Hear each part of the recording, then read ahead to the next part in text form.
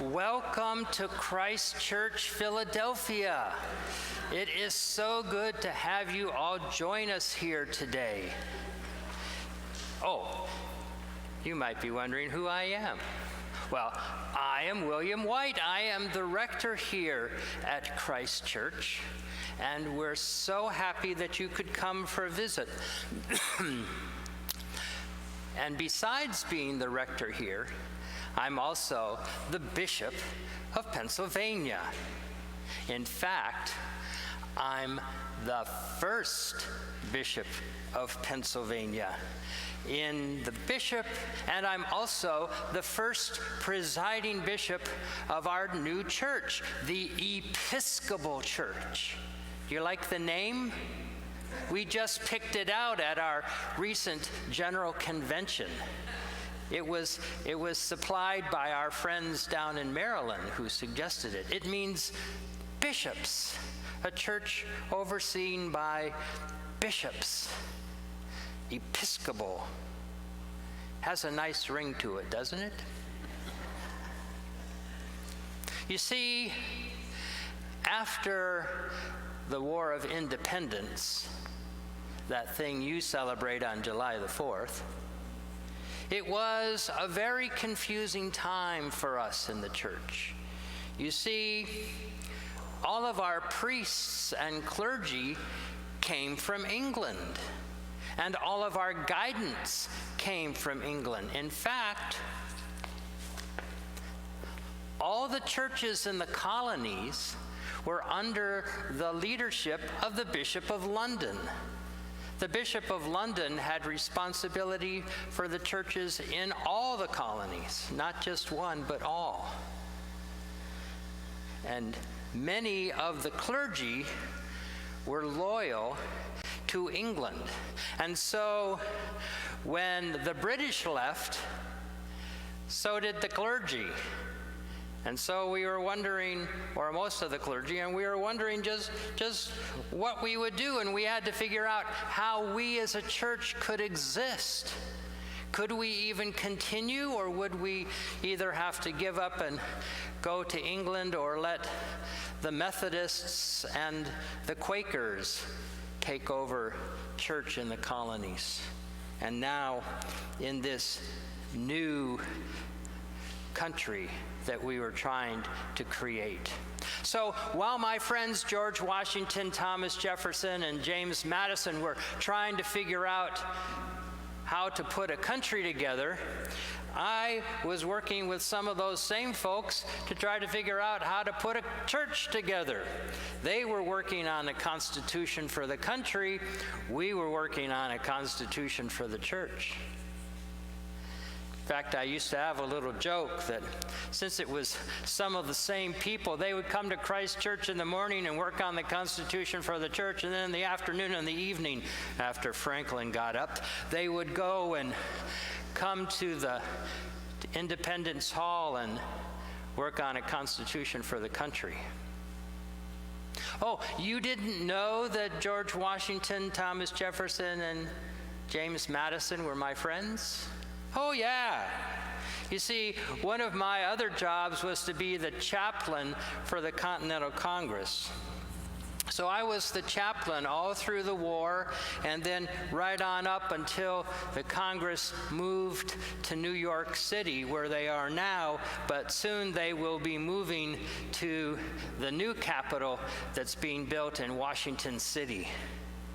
It's kind of an interesting story how I got that job. See, I was ordained as assistant minister here at Christ Church in 1772. And my boss, who was the rector of Christ Church then, was the chaplain to the Continental Congress. And he was very in favor of the Revolution, right up until the British marched into Philadelphia. And when they left, he left too, because he'd switched sides. So the vestry at Christ Church asked me to become the rector. And the Congress asked me to become their chaplain.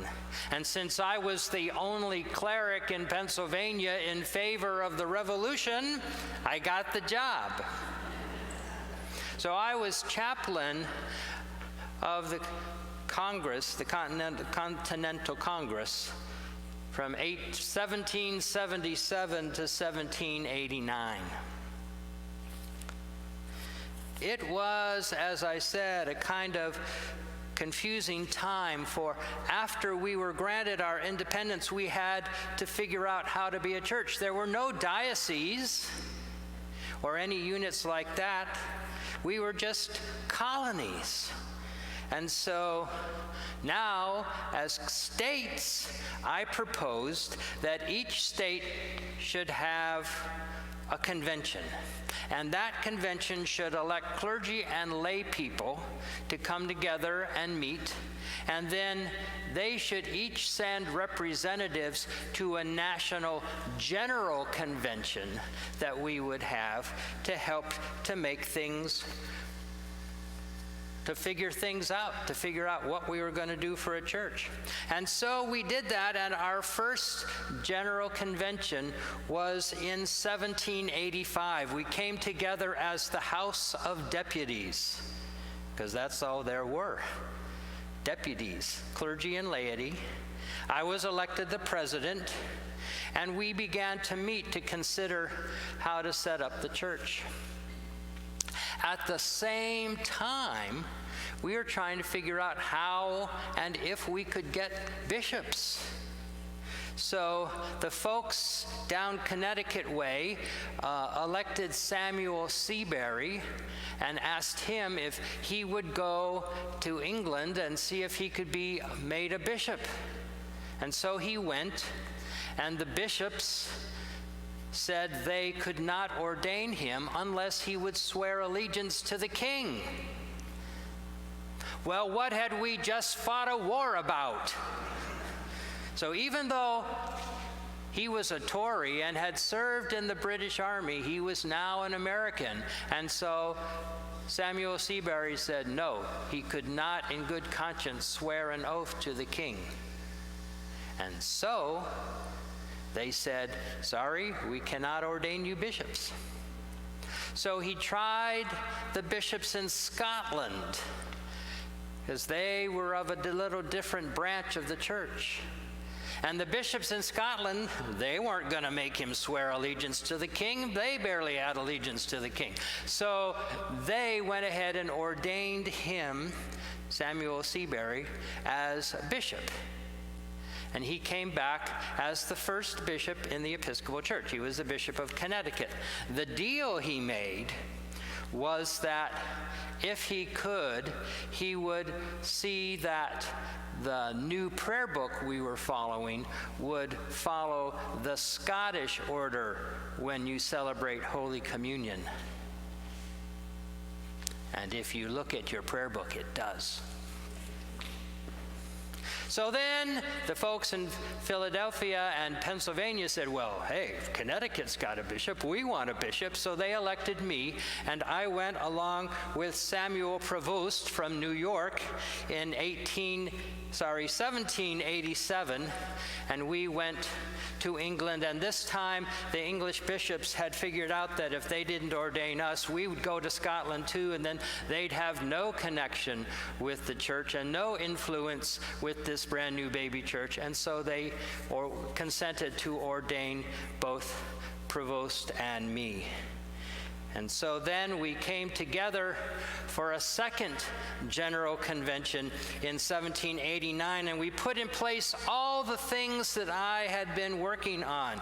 A two-house legislature, the House of Deputies and the House of Bishops. Sound familiar? Remember, those same guys were working on both constitutions. Remember also, the House of Deputies is older than the House of Bishops. The House of Bishops is the junior house in the General Convention.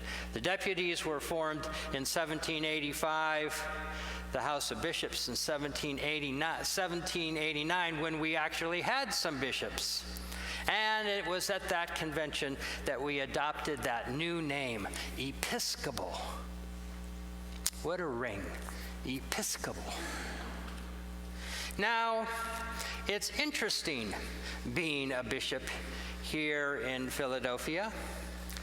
Some of the other bishops give me a bad time because I don't just sit around in my church and wait for other people to come to me like they do.